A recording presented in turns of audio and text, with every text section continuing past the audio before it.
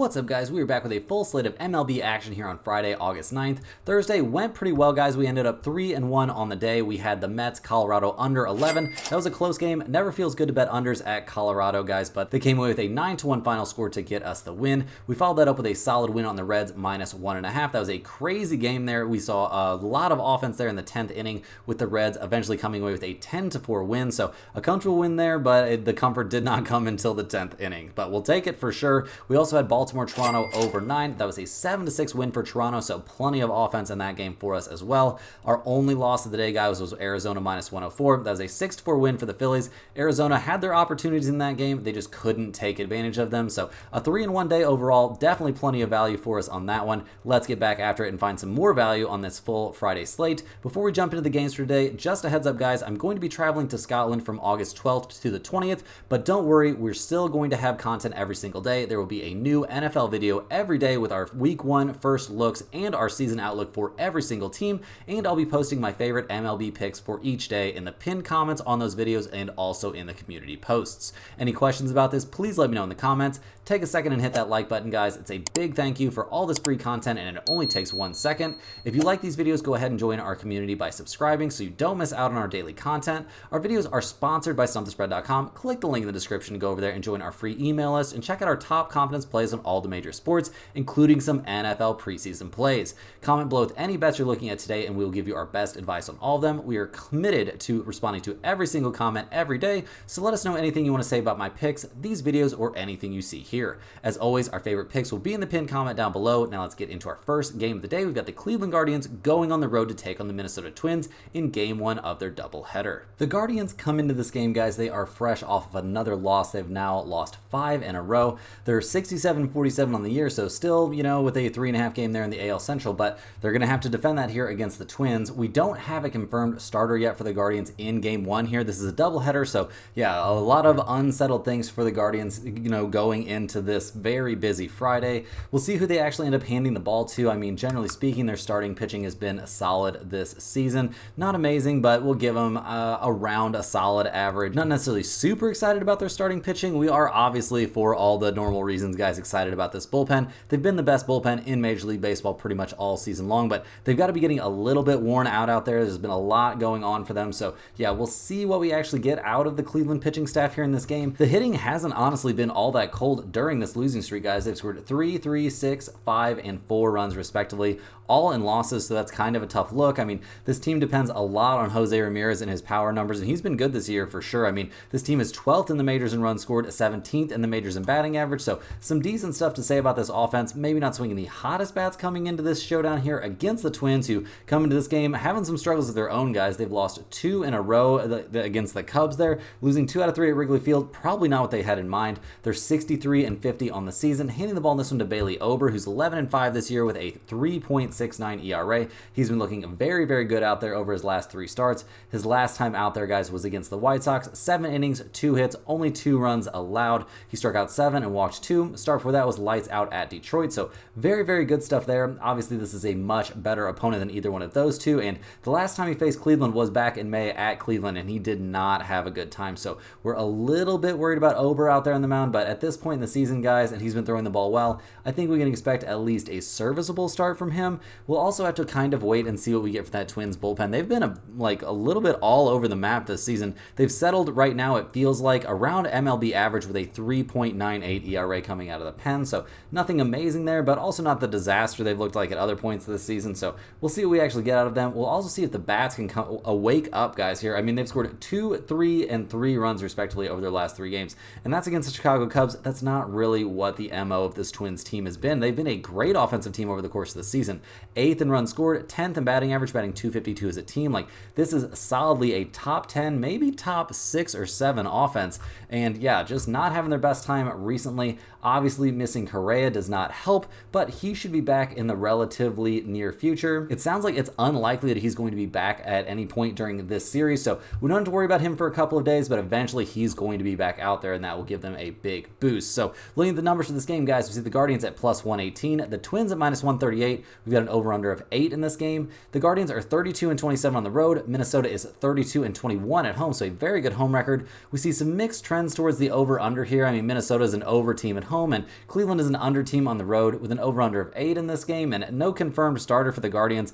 Don't really know what to think. Generally speaking, guys, this is a spot that I would maybe lean slightly towards the Twins, but this is also the only day game on the slate, and it's the first half of a doubleheader, so yeah, generally speaking, not looking to put this one anywhere near the pinned comment. Next up, guys, we're looking at the Los Angeles Angels going on the road to take on the Washington Nationals. The Angels come into this game fresh out of winning 2 out of 3 there against the Yankees. Pretty solid stuff there. Not really what you would have expected to see from the Angels, but yeah, a good series from them in that one. They're 51 and 64 on the season, though, so yeah, not headed anywhere positive very quickly. They're handing the ball to Jose Soriano, who's 6 and 7 on the year with a 3.47 ERA. His last couple of starts, guys, I mean, he did have a bad start against Oakland. It was a game the Angels kind of miraculously won, but his last time out was against the Mets. 6 innings, 5 hits, no runs allowed, and struck out 6, so very good stuff there, no doubt about it. He's been a guy that's shown good stuff this season. He's spent some time on the IL. He hasn't gone up against the Nationals yet this year, but generally speaking, we feel pretty good about Soriano. We don't feel amazing about that Angels bullpen, though, guys. They've been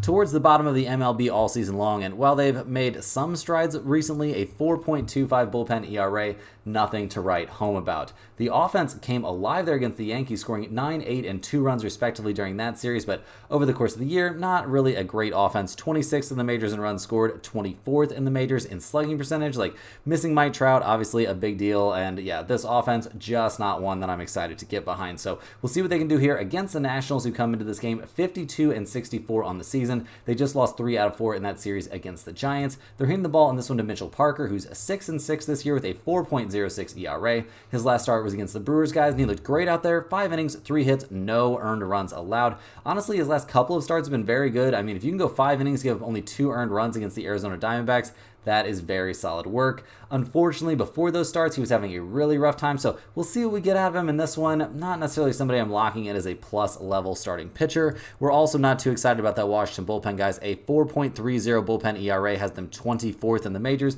even a worse rating than the Angels bullpen, so not feeling too good about that. The offense hasn't been terrible recently. I mean, 5, 4, 11, 1, and 4 runs respectively. For a team that's 17th in the majors in runs scored, their MLB average and batting average, which is nice, but not very good power numbers for this team, and just generally speaking, not an offense that I'm super high on. So looking at the numbers for this game, we've got the Angels at plus 105, the Nationals at minus 115. We've got an over-under of 9 out there. The Angels are 25 and 29 on the road. Washington is 26 and 32 at home.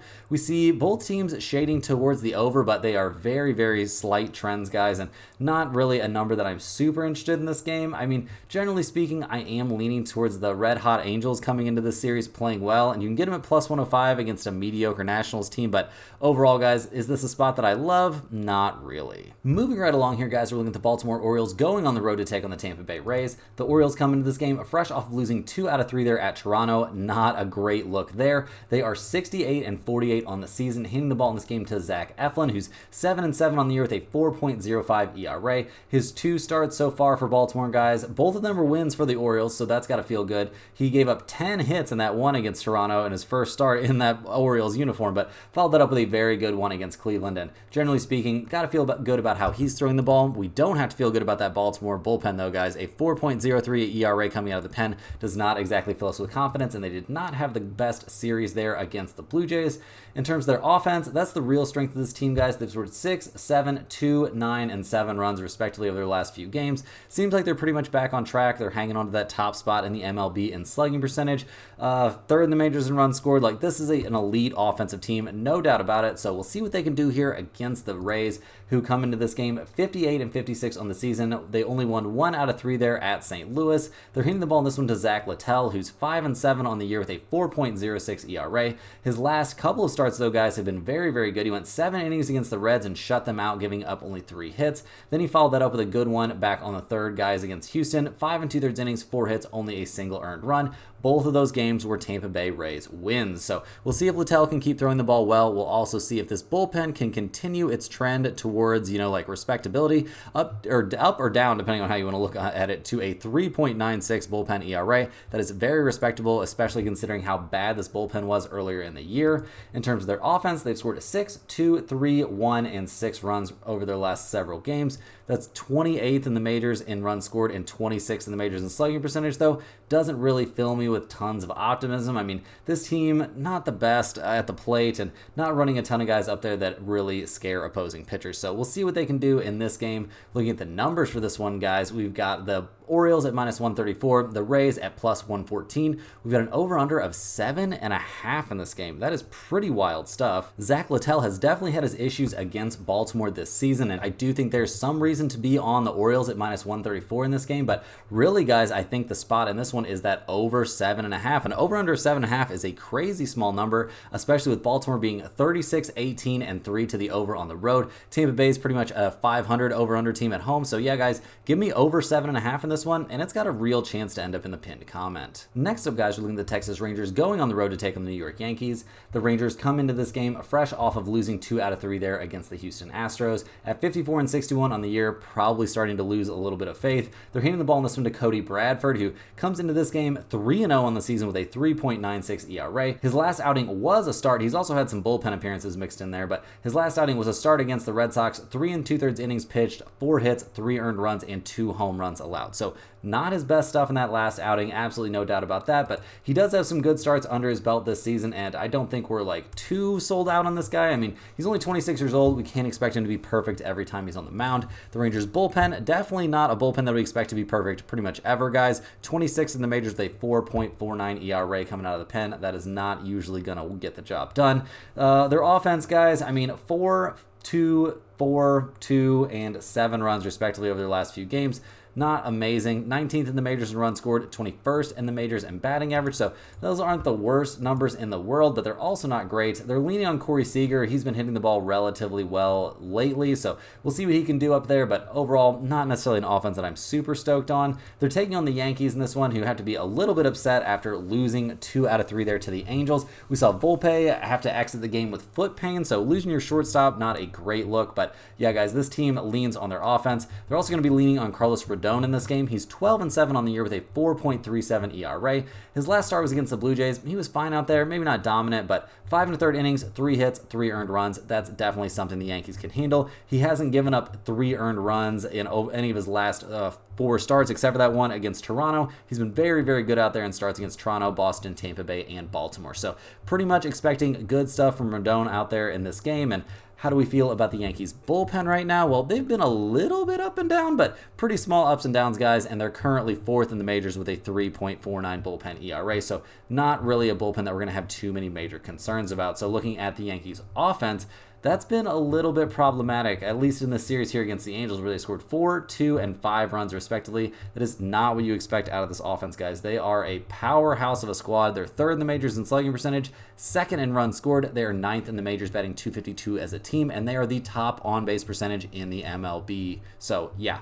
This is an offense that I expect to put up runs in this game and just in general. And looking at the numbers for this one, guys, it seems like the odds makers agree with me. We've got the Rangers at +150, the Yankees at -174. We've got over-under showing out there of 8.5 or 9. The Rangers, not a very good road team, 23-34 on the road. The Yankees, a decent home team, 30-26 at home. We also see both teams showing very, very similar trends towards the over. Both teams 31-24 to the over on the road and at home. So yeah, guys, they're 8.5 still out there for this game. I definitely think taking over 8.5 is a very reasonable spot. You could also talk me into the Yankees. You probably want to look at a -1.5, and if you take a -1.5 in this game, you can get them at around +120, which is also appealing. I think we'll see a good start from Rodon, and I think we're going to see the bats get back on track here, assuming that they're not too, bothered with the absence of Volpe out there. Next on the docket, guys, we're looking at the Oakland A's going on the road to take on the Toronto Blue Jays. The A's come into this game fresh off of a narrow 3-2 win there over the White Sox in the last game of that series. At 48-68 on the year, this team isn't really going anywhere fast.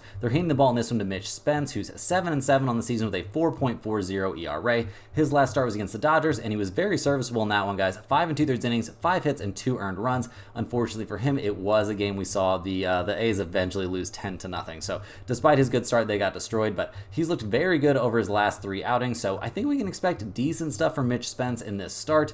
In general, how do we feel about that Oakland bullpen? I mean, they've been good guys, no doubt about it. Over the course of the season, they're sporting a 3.61 bullpen ERA, which for a tanking team is pretty impressive stuff. In terms of their offense, that's been a bit of a problem, guys. I mean, they didn't put up much offense in that series against the Dodgers and then didn't really go nuts against the lowly White Sox, so not swinging the hottest bats coming into this one, although they do have some decent numbers out there, including some decent power numbers and a good hitter, a good big-time hitter there in Brent Rooker. So we'll see what we get from the A's in this game, taking on the Blue Jays, who come into this one fresh off of winning 2 out of 3 against Baltimore. They're going to be hitting the ball in this one to Jose Berrios, who's 9-9 on the season with a 4.11 ERA. His last outing, not one of his better ones, guys. He was pitching at Yankee Stadium. He went 5 innings, gave up 7 hits and 6 total runs. 5 of them were earned. He gave up 3 home runs in that game, so not exactly one of his more lights out appearances. Not necessarily somebody that I super trust out there on the mound, but he has had his moments this season. Got to give him a little bit of credit. In terms of their bullpen, guys, Toronto's looking like one of the worst bullpens in Major League Baseball. A 5.14 bullpen ERA has them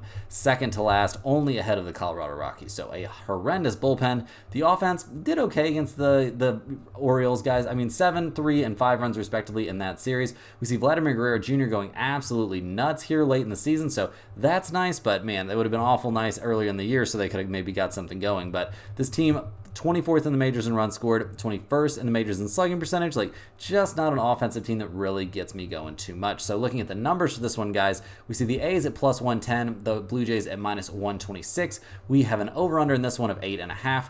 Oakland, they're 32, 23, and 2 to the under on the road. Toronto is an over team at home, so mixed trends there for sure. Toronto's been a decent home team, though, just in general, guys. 28 and 29 at home. Oakland's only 19 and 38 on the road. Generally speaking, in this game, I do think I like the Blue Jays minus 126 a decent amount. I don't know if it's enough to put it in the pinned comment. I mean, Berrios is in a bounce back spot, and usually after he has one of these terrible starts, he follows it up with something pretty solid. So go ahead and give me a slight look here at the Blue Jays, but with Mitch Spence on the mound for Oakland, guys, I don't think this is going anywhere near the pinned comment. This dude has not been bad this season, and he's got a good start against Toronto under his belt. I just don't trust the A's offense enough right now. Next up, guys, we're looking at the Houston Astros going on the road to take on the Boston Red Sox. The Astros come into this game winners of 2 out of 3 there at the Rangers. They're currently tied atop the AL West there with the Seattle Mariners. They're 59 and 55 on the season, hitting the ball to Ronel Blanco, who's 9 and 6 this year with a 2.98 ERA. His last start was a very good one against the Rays. 5 innings, 6 hits, 2 earned runs, and 7 strikeouts. He unfortunately saw the Astros take the 6-1 loss in that game, so that can't feel great. Generally speaking, how do we feel about Blanco out there? I mean, he's had a pretty good season, maybe not a ton of success against plus level opponents, but yeah, you got to take the good with the bad with him, and generally speaking, this is a guy that's been pretty good this year. In terms of the Houston bullpen, they weren't good in the early part of the season, guys, but they've come on strong here in the latter part, and yeah, a 3.70 ERA coming out of the pen is not a huge problem. The biggest question for this team is, where does this offense go? It just like disappears randomly, it feels like. They've scored 6, 4, 3, 0, 1, and 3 runs respectively over their last several games. For a team that is 3rd in the MLB in batting average and 10th in the MLB in on-base percentage, and those are numbers that have been higher than that most of the season, I just don't get it. So not too excited about this offense. They're taking on the Boston Red Sox, who come into this one fresh off of winning 2 out of 3 there at the Royals. They are 61 and 52 on the year, handing the ball in this one to Tanner Houck, who's 8 and 8 this season with a 3.09 ERA. His last start was a debacle, guys, and honestly, his last 3 outings, every time he's pitched since pitching in the All-Star game, has been something of a struggle. A really bad start at Colorado, a mediocre start against the Yankees, and then a downright bad start his last time out, guys, at the Texas Rangers. 5 innings, 8 hits, 6 earned runs allowed. So not super excited about how Houck's throwing the ball right now. I mean, how excited are we really about that Boston bullpen either, guys? Very middle of the road, maybe even below MLB average there with a 4.08 ERA coming out of the pen. The saving grace for this team continues to be their offense that scored 4, 6, 9, 7, 4, and 11 runs respectively over their last few games. They're tied for 4th in the majors in runs scored. They are the 2nd best batting average team in the MLB, hitting .262 as a squad. They are also 2nd in slugging percentage. Like, this is an absolutely elite offense. So looking at the numbers for this game, guys, we've got the Astros at minus 105, the Red Sox at minus 115. We've got an over-under of 9 in this game. Houston, not a great road team, but Boston, not a great home team. We do see both squads showing trends towards the under. Boston's isn't really important, but Houston's been a big under team on the road, and with a number of 9, I don't know, guys. This almost feels like an under spot to me. I'm not super stoked about how Houck is throwing the ball or that Red Sox bullpen, but Blanco is decent out there. The Houston bullpen is also very, very good. And maybe we see a bounce back game from Houck. I'm not really sure. I don't really love this game, generally speaking. I do think under 9 has some value, and maybe you could take a little look at the Boston Red Sox as well. Next up, guys, we're looking at the San Diego Padres going on the road to take on the Miami Marlins. The Padres come into this game fresh off of another win, guys. They've now won 5 in a row on this current streak. They're killing it right now, 64-52 on the year, only 2.5 games back of the Dodgers there in the NL West. They're hitting the ball to Martin Perez in this one. He's 2-5 this season with a 4.96 ERA. Yeah, I mean, they got him from the Pirates. He's had 1 start since that acquisition, and he looked very good against the Rockies, guys. 6 innings, 3 hits, only a single earned run allowed. In a game we eventually saw the Padres win. It was a very close one. They won 3-2, but still a very good outing there. So I think we can expect to see decent stuff here from Perez going up against a Marlins team that, yeah, it doesn't look like he's faced them this season. Well, actually, I take that back, guys. He did back in March, and he looked decent in that start, but we can't take anything from that. That's way too long ago. So we'll see how he does in this matchup against the Marlins. We'll also see how that Padres bullpen continues to look. They've been headed in the right direction, a 4.02 ERA, not a disaster at all. Not great, not elite. I'm not going to say they're elite, but this is a bullpen that's had their problems earlier in the season, and they're headed in a positive direction now. The offense has been killing it, guys. 7, 9, 6, 10, and 3 runs respectively over their last several games. We've seen some good stuff from Manny Machado. We've seen great stuff from Profar. Generally speaking, guys, this team deserves where it's at. I mean, first in the majors in batting average, batting 265 as a team. They're 11th in the majors in runs scored, a number that I think is going to get better. So yeah, very high on this offense here, going up against the Marlins, who come into this game fresh off of a 10-4 loss to the Reds. They are 43-73 on the year, hitting the ball in this one to Edward Cabrera, who's 2-3 this season with a 5.96 ERA. His last time out, guys, was at the Atlanta Braves, and he looked very, very good. 5 innings, 3 hits, no runs allowed in a game we eventually saw the Marlins win 7-0. Honestly, guys, his last 4 starts have been elite, and the lowly Miami Marlins are 3-1 over those starts. So very, very good stuff from him. He's doing his thing out there, no doubt about it. In terms of their bullpen, guys, the Miami bullpen's actually better than you would think. A 3.82 ERA coming out of the pen. Absolutely nothing wrong with that. And the bats, guys, that's where the problems start to crop up. They've scored 4, 6, 2, 3, and 7 runs respectively over their last few games. They're second to last in the majors in runs scored and second to last in on-base percentage as well. Getting rid of your best hitter there at the All-Star break isn't necessarily going to help things. So looking at the numbers for this one, we see the Padres at -137, the Marlins at +125. We've got an over-under of 8.5 in this game. We see some mixed trends here. Miami is the best over team when playing at home in the MLB this season. They are 42-16-2 to the over at home, and we see the Padres are a slight under team on the road, but they're swinging some very hot bats right now. So honestly, guys, if you wanted to take a little look at that over 8.5, I could get behind that for sure.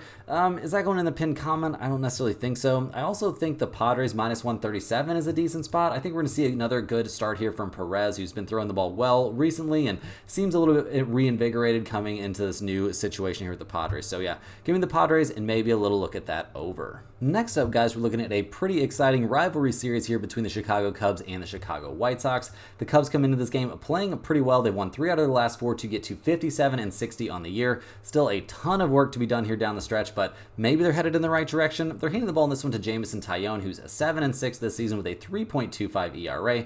His last start was against the Cardinals, and he was lights out, guys. 6 innings, 6 hits, only a single earned run allowed. Unfortunately for him, it was a game we saw the Cubs lose 5-4.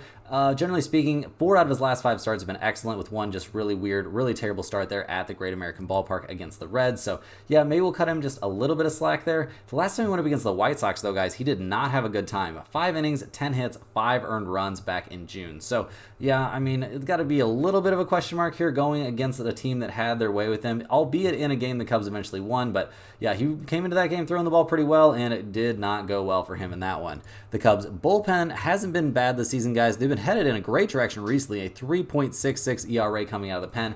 Definitely something they can work with, and the offense has been absolutely coming alive, guys. 8, 7, 0, 6, 4, and 6 runs respectively over their last several games. We've seen good things from Happ. We've seen good stuff from Bellinger, but unfortunately his hamstring's keeping him out of games again, so we'll see when we have him back in the lineup. I mean, he's currently listed as day-to-day, so he could be out there anytime. We really don't have any clarity on that situation, so we'll see what we get from the Cubs offense in this one, going up against the White Sox, who come into this game fresh off of another loss.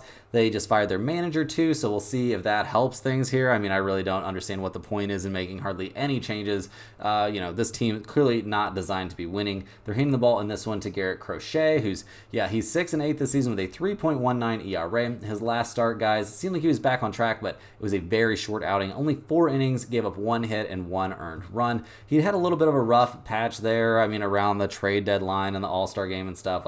Didn't really seem like he was in his groove, but maybe he's got it back now. Although it looks like they are really throttling down his innings and his pitch counts and not wanting him to, waste any of this arm that definitely should be used for something better than the Chicago White Sox. Their bullpen, obviously terrible, guys. A 5.04 ERA coming out of the pen is a disaster type number, and they've been the worst offense in the major leagues all season long. So not going to spend a whole bunch of time talking about that. They are straight up not good. So looking at the numbers for this game, we've got the Cubs at -130, the White Sox at +126. We've got over-under showing out there of 8 or 7.5. We see both teams showing trends towards the under, but I'm not really too worried about that, guys. I know the Cubs aren't a very good road team. They're only 25-33 on the road, but the White Sox are 17-40 at home. The Cubs at only -130 with a pretty good starter out there on the mound and swinging some hot bats. Seems good enough to me. I don't really trust Crochet anymore. I think he's pretty much checked out for this season, and I think the White Sox are checked out for this season. Go ahead and give me the Cubs -130. I think this is a very good spot for them.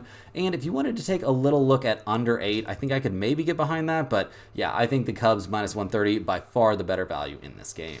Next on the docket, guys, we're looking at the Cincinnati Reds going on the road to take on the Milwaukee Brewers. The Reds come into this game fresh off of winning 3 out of 4 there at Miami, so a much-needed, very good series there for the Reds, who are only 56-59 on the year. They're hitting the ball in this one to Carson Spears, who's 4-3 this season with a 3.59 ERA. His last time out was a decent start against the Giants. Not his best stuff. He's looked better at other points this year, but 5 2/3 innings, 5 hits, and 3 earned runs against the Giants is absolutely not a disaster. So, unfortunate to see his team take an 8-2 loss in that game, but he pretty much did what could be reasonably expected against him. Not a guy that we have any realistic, important history against the Brewers with this season, so we'll see what he can do out there against a team that, he's pretty much new to. Not completely, but pretty much. And the Reds bullpen has had a few bumps in the road recently, but a 3.59 ERA still has them 5th in the majors. So this is a plus level bullpen, absolutely no doubt about that. And they're swinging some pretty hot bats coming into this game, guys, scoring 10, 4, 8, and 10 runs respectively in that series there at Miami.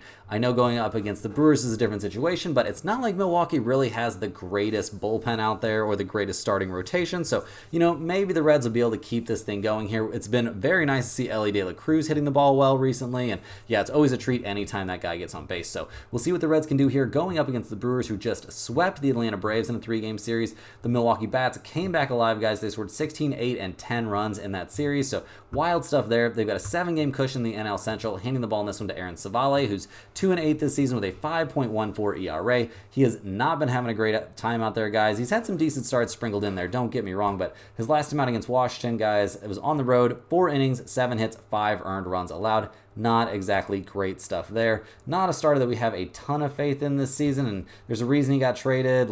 Just not a lot of great stuff from him when he was with Tampa Bay either. So not somebody that I'm super excited about on the mound. How do I feel about the Milwaukee bullpen? They've been very good this year, guys. A 3.31 ERA coming out of the pen is great. Sorry if I misspoke earlier. This bullpen has been very good all year. The starting pitching has been the main problem. And the bullpen going to have to likely pick up some slack here for Savale, but it might not matter, guys. This offense is going nuts right now. Killing the ball lately. They're 10th in the majors in runs scored, 5th in the majors in batting average. They hit a big slump there when Yelich went down, but it seems like they've kind of, they're over it now. Seems like they're ready to get back to work, and things are going the right direction for them. So looking at the numbers for this game, we've got the Reds at +116, the Brewers at -134. We've got an over-under of 8.5 in this game. We see the Reds, they're 1 game above 500 to the over when playing on the road, guys. 28, 27, and 1 to the over on the road. Milwaukee, 31, 16, and 5 to the over at home. Those are big over numbers, guys. And with both teams coming into this series swinging some pretty hot bats, I think we're going to see plenty of offense. So I definitely like over 8.5 in this game. I think there's some very good value there.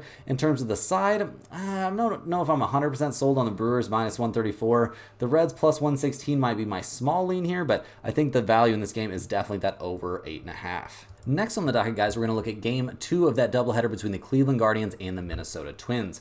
We obviously don't know right now how Game 1's going to have gone, so you'll definitely have to be checking into the pinned comment to see if we change up anything in this spot, but Cleveland's reportedly going to be handing the ball in this one to Alex Cobb, who's coming off the IL. He's had a long time out, and we'll see how he looks here coming back into the sport of baseball effectively. Last season, decent numbers, but nothing too insane. He's a veteran pitcher, so yeah, I think he'll be fine out there, but maybe not expecting any necessarily miracles. Cleveland's bullpen's been great, but it's got to be getting a little bit tired, and yeah, just seems like kind of an odd spot. I mean, Cleveland's bats have been decent this season, but not so great lately, and they're taking on the Twins in this game, who are reportedly going to be handing the ball to Louis Varland, who's 0-4 this season with a 6.58 ERA. Not exactly somebody I'm stoked about. He hasn't pitched in the majors since back in June, so yeah, he didn't look great out there either back then, so we'll see what we get out of Varland in this one, but once again, not really expecting any miracles. Looking at the numbers for this game, guys, it's currently listed as Cleveland minus 108, the Twins minus 108, and an over-under of 8.5.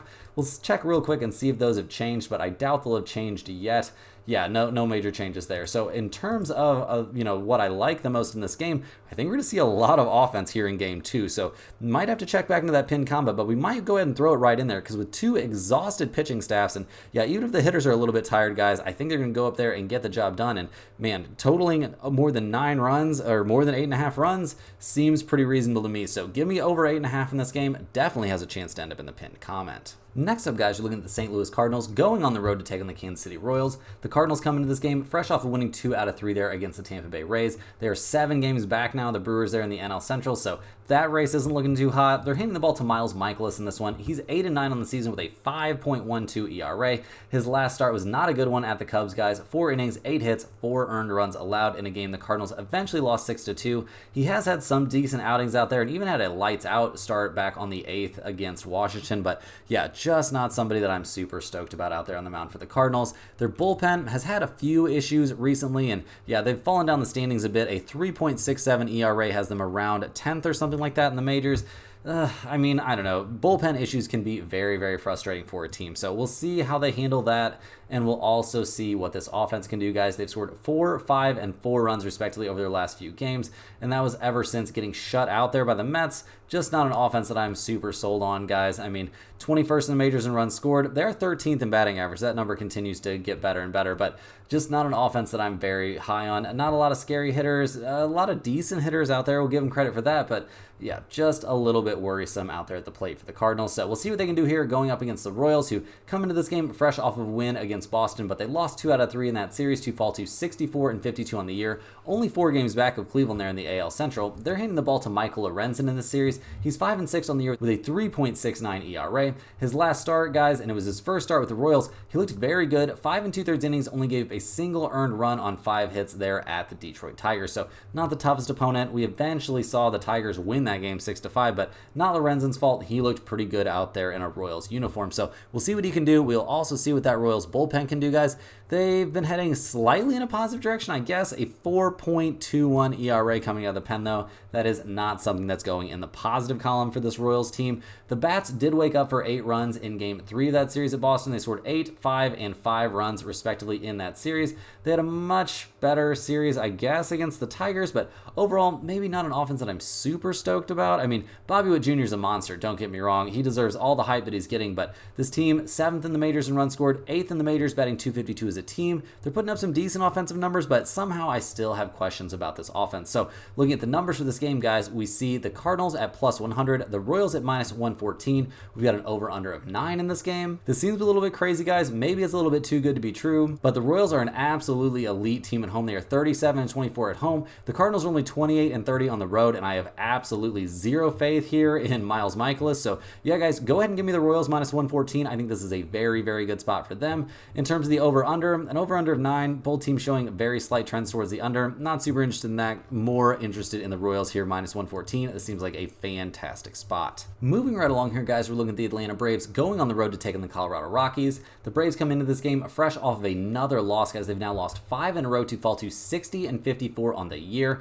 They are 8.5 games back of the Phillies. there in the NL East, not having a good time at all right now. They're handing the ball to Grant Holmes in this game, who, yeah, I mean, it's been a bullpen guy. His last 2 outings have been starts. They've been serviceable, I'll say, but we haven't seen the Braves win a game any of the last 5 times this dude has been on the mound. So definitely a significant concern there. He is getting to pitch against the Colorado Rockies, which maybe that will help. The Braves, I mean, they're just having a really rough time, guys. The offense hasn't been there. The pitching hasn't been as good. They are a good bullpen team, but the bullpen's got to be getting a little bit exhausted. We're seeing their bullpen ERA go up a bit. So, yeah, just overall, this is a team that we are very, very concerned about. The Braves not heading in a good direction. They've had pretty bad injury luck all season long, so seems like that's definitely bothering them right now. We'll see what they look like here against the Rockies, who just lost 2 out of 3 against the Mets. They're 42-74 on the season. Hitting the ball in this one to Tanner Gordon, who's 0-3 this year with a 6.75 ERA. His last time out, though, guys, it was his best start of the year. He went into San Diego, pitched 6 innings, gave up only 1 hit and 1 earned run against the Padres. So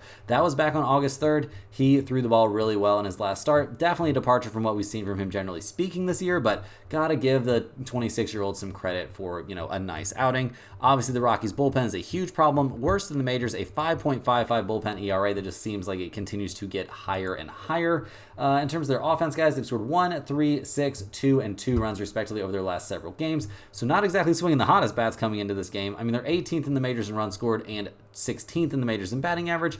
Obviously, those numbers get a little boost from playing at Coors Field, but right now, this just does not look like a good offense to me. So looking at the numbers for this game, we've got the Braves at minus 168, the Rockies at plus 145. We've got over-under showing out there of 11 or 11.5.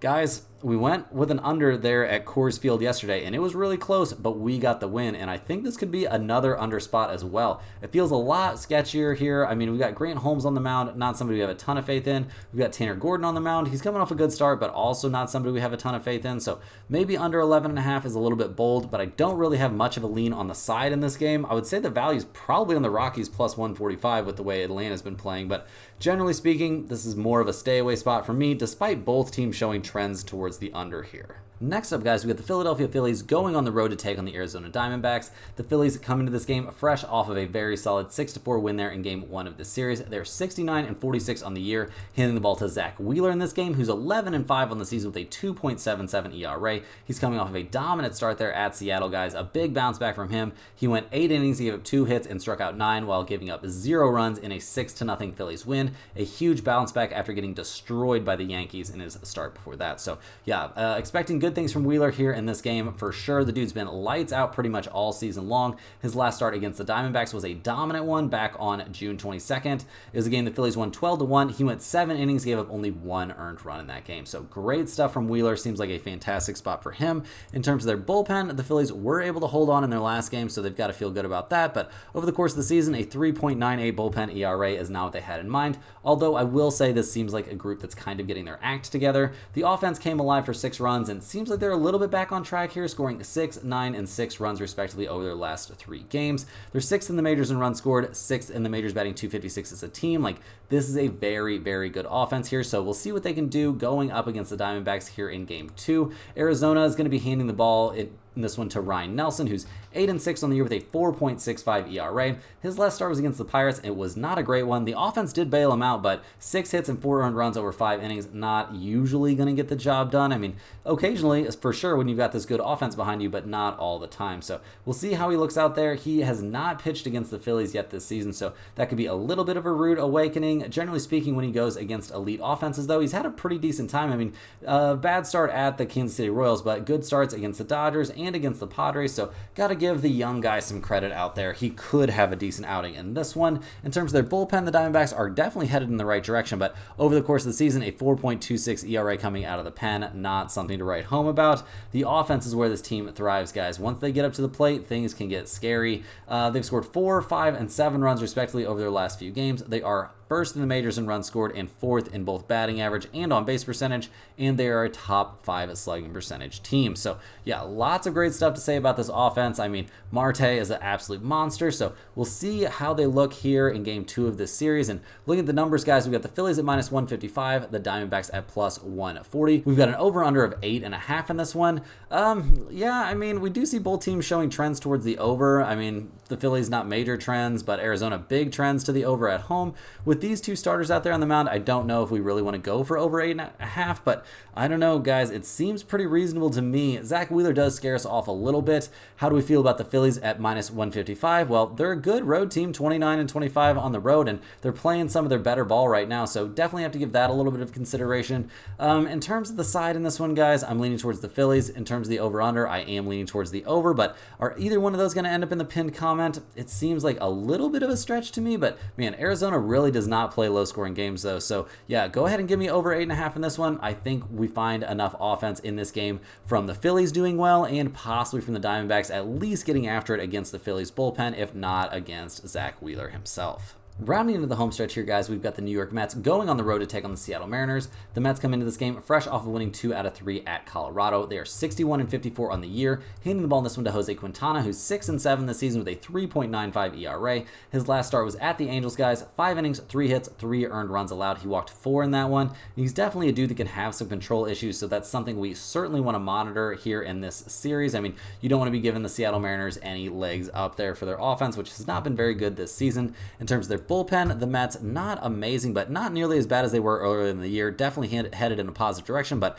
a 3.98 ERA coming out of the pen, not amazing. Their offense, guys, looked good there in the series against Colorado, or at least kind of good. 9, 5, and 3 runs respectively. They won that one game, makeup game at St. Louis 6-0. So I'm sure they feel good about that, but how are we feeling about this offense right now? I mean, 9, 5, 3, 6, 2, and 4 runs respectively over their last several games. They're not swinging the hottest bats right now, but this has been a good offense over the course of the season, so definitely a chance for them to bounce back. Lindor and Alonso leading the way is a pretty solid duo. They're going up against the Mariners in this one, who come into this game fresh off of a much-needed 4-3 win there against Detroit after losing the first 2 games of that series. They are tied with Houston there atop the AL West. They're handing the ball in this one to Bryce Miller, who's 8-7 on the year with a 3.62 ERA. His last start was against the Phillies, and he did not have his best stuff, guys. 4 1/3 innings, 6 hits, 4 earned runs allowed. So definitely seen better stuff from him this season overall. And yeah, I mean, this is a guy that's very, very good out there. He's not an old guy, 25 years old. Like, this is not a veteran out there, but he has been doing his thing all year long. So pretty much expecting decent stuff from Bryce Miller. I think this is a good bounce back spot for him. In terms of their bullpen, the Mariners have been pretty solid this year. A 3.88 bullpen ERA, kind of shading in a negative direction. So take that one a little bit concerning. And the offense, guys, the offense has gone back away. They've scored 4, 2, 2, and 0 runs respectively over their last few games. That is not going to work. All the additions, they've got them out of like the very last spot in the majors in terms of most of the offensive numbers, but does not seem like this is going to be an offensive juggernaut anytime soon. So looking at the numbers for this game, we see the Mets at plus 100, the Mariners at minus 112. We've got an over/under of 7.5 in this game. The Mets are 30-25 on the road, which is solid, but the Mariners are 33-26 at home, which is also very good. We see mixed trends towards the over/under, with Seattle actually being 37-20-2 to the under at home, which is an MLB best number. So yeah, you could definitely take a look at the under. I also think there could be some reason to take a look at the Mariners minus 112, but generally speaking, this is not a game that I'm very interested in. Next on the docket, we're looking at the Pittsburgh Pirates going on the road to take on the LA Dodgers. The Pirates come into this game losers of their last 4 in a row. They just got swept in a 3-game series there against San Diego, losing some absolute heartbreakers along the way. They're hitting the ball in this one to Mitch Keller, hoping he can get them back in the win column. He's 10-5 this season with a 3.20 ERA. He's coming off of back-to-back very, very serviceable outings there against Arizona, and we see that the Pirates are 5-0 over his last 5 starts, so great stuff there. Absolutely no issues for him. He's been throwing the ball great. The Pirates bullpen, can't necessarily say the same thing for them, guys. They are 25th in the majors with a 4.43 ERA coming out of the pen, so that's not great. And the offense has actually been putting up decent numbers, but just kind of getting let down primarily by the bullpen. I mean, they've scored 6, 8, 0, 5, and 4 runs respectively over their last few games. Brian Reynolds, obviously a monster, and this team 22nd in the majors in runs scored and 27th in the majors in slugging percentage. Not really going to be putting you in a great spot offensively. So we'll see what they can do here against the Dodgers, who come into this game fresh off of losing the last 2 there against the Phillies. They're 66-49, kind of losing some headway there in the NL West. They're hitting the ball to Jack Flaherty in this one. He's 8-5 this season with a 2.08 ERA. His first start for the Dodgers after getting acquired from the Tigers Tigers was against the Oakland A's. He was lights out over 6 innings, giving up 0 runs and striking out 7. So great stuff from Flaherty in that one. Obviously, this is a different situation going up against the Pirates, but really not that much different. So I expect good stuff from him. Also expect good stuff from that Dodgers bullpen that's been solid pretty much all season long. Clearly a top 10 bullpen out there. And the offense, it has had some struggles recently, but I think that kind of just means that, on track to be back to being good. I mean, they've scored 4, 2, 5, 3, and 10 runs respectively over the last few games. Expecting big stuff from Ohtani all the time. And as this offense gets healthy, I mean, we're seeing Mookie Betts get closer and closer to his return. I think that could be, maybe not right around the corner, but pretty close to right around the corner here. And once he's back out there, this offense is just going to be humming along. So looking at the numbers for this game, we see the Pirates at plus 155, the Dodgers at minus 178. We've got an over-under of 8 in this game. The Pirates are 29-27 on the road. The Dodgers are 35-21 at home.